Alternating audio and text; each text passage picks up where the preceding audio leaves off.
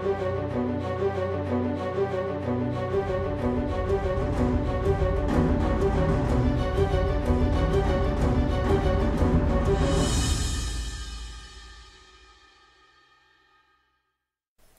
up, channel? It's Foreplayy, and this is just another commentary. We're going to title this one, Playing to Win, Not to Look Good.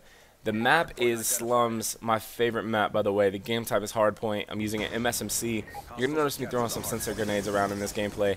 And it's actually a really good gameplay against a team called HeXp. I did a quick competitive clip breakdown from it, and I ended up going 44 and 24 or 22. I think it's 44 and 22 in this one. And I wanted to do a commentary addressing something I've been seeing a lot of recently, and that is naysayers. And what I mean by naysayers is like people that doubt you. I don't know if you guys ever experience a lot of people doubting you, saying you're not this and not that. But it was funny because that actually happened to me recently. And I'll see some of these like hater kids that'll be like, oh, Foreplayy doesn't have it anymore. It's not as good as it used to be. And I want to address something like I play to win, you know. I definitely have my games where I go off, you know. Like most of the content I post on my channels, I'm dropping like 40s and stuff. So obviously I can do that. And that's even against top teams. Like it's not against like little scrubs or anything. Like you guys will definitely see some of the content I'm about to upload, and it's no big deal. But I wanted to kind of just put a commentary out for you guys. I couldn't really sleep, and I actually did sleep a little bit, but I got up, and yeah. So this was on my mind. I really want to tell you guys, don't listen to what people have to say about you, and I can attest to this because I've played my whole career on a top caliber team, right? Like I'm surrounded right now by JCap, Stainville, and Proofy, and these guys are like top tier slayers. I should never be out slaying them, correct? Then why does it happen? You know, like that's what I'm saying. Like obviously everyone has bad games, and I've teamed with the best of players, and I've seen the best of them go 0-6. In fact, I've went 0-6 in a search, or let's say you go double negative, especially in HardPoint. You know, if a team gets set up on you, you're going to have those games where you play bad. That's just going to happen. But I kind of wanted to put this out there on behalf of myself and let you guys know. I don't really care what people say about me because I've listened to that my whole career. You know, people are like, oh, they should drop Foreplayy and pick up so-and-so. And now I'm starting to hear, oh, they should drop Stainville and pick up so-and-so. And people are going to talk all the time because that's what people do, you know. And I want you guys to know that if you guys have a bad game, just blow that off, you know. Shake it off. As long as your team knows that you are putting in the effort to get better. And not only putting in the effort to get better, but also if you like put up consistent games but occasionally you have bad games or bad nights even. I don't know, have you guys ever played and just some nights you just couldn't get anything together, like whether it was like you going negative back to back against good teams, or if you're going you couldn't really get things together. I've had those days, and the worst are to have those on search days when we're playing a lot of search and destroy, because obviously if you're dropping bad numbers in search, especially my favorite game type, you know, like that's something I've always excelled in. You guys know me as a beast search player, and yeah, those days suck. But I wanted to kind of put this out there and just let people know that those days are going to happen. And what I mean by playing to win is always do the little things for your team. You know, like we talk so much on my channel about getting better, how to do this and how to do that, but it's not about the kills at the end of the day. It's kind of ironic I put this video up with like a gameplay where I have a lot of kills. I really shouldn't have. I should have chose something where I did clutch, or I jumped on a hard point for us to win, or something like that.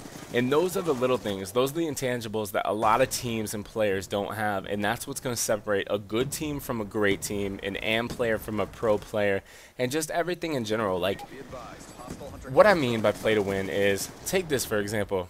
Let's say you're playing hardpoint, right? And you need to contest a hill as much as you can just to stop the team from getting time. You need to be able to do that, and you're going to die. You know what I mean? Like, you're going to jump on that hill. You might not even get one kill when you jump on that hill to contest, because that's how hardpoint is. It's one of those games where you're not going to get credit for camping in that hill. You're not going to get credit for jumping on the hill and contesting it. All those are the things that go unaccounted. It's like, let me use a football analogy. American football for my EU and Australia followers and anyone else. American football has a position in it called an offensive lineman. Nobody, or a fullback, nobody cares about the fullback or the offensive lineman, and they're never going to get any credit for the blocks that they use to spring the running back or the quarterback, or whoever the case may be, they're never going to get that credit that they deserve, even though they were the ones that set up the play. And that's kind of what HardPoint is going to be. I know I always am against using sports analogies for video games. However, I felt that one was good, so please bear with me on it. And I think this is one of those things where, that was a really good shot, by the way. But I think that's like a pretty good analogy for Call of Duty and the state of the game that we're at right now. Just because you're not going to get noticed for those intangibles and those little things that you're doing that is helping your team win.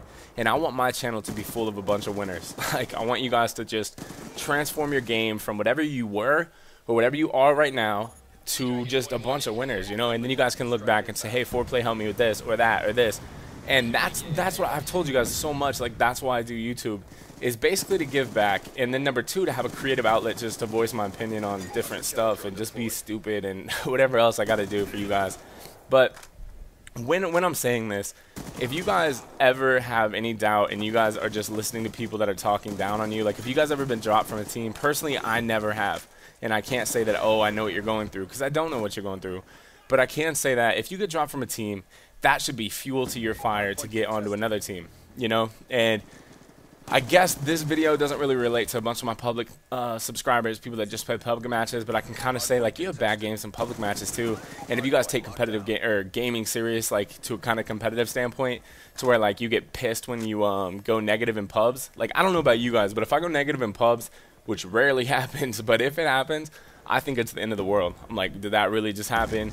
Did Bob the Builder 484 really just snipe me with his DSR in the back of the map? And, you know, like, I will get frustrated at certain times. But this is, oh, right here, if you notice in this video, coming up is the quick competitive clip fail. I'm sure most of you guys saw this video by now. And, yeah, I thought it was hilarious when it happened. And then I ended up uploading the video, and you guys were like, oh, that was cool.